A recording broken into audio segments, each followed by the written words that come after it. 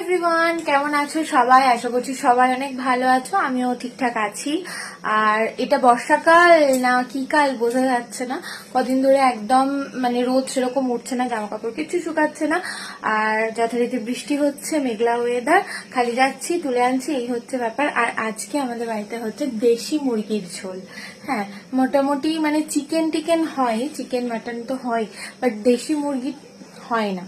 তো আজকে হচ্ছে আমাদের দেশি মুরগির ঝোল, মনি রান্না করছে, তো চলো তোমাদের সাথে সেটা শেয়ার করি। আর আমার মেয়ে এখন ঘুমাচ্ছে না, ওপরে ঘুমাচ্ছে না, এখন নিচেই আছে।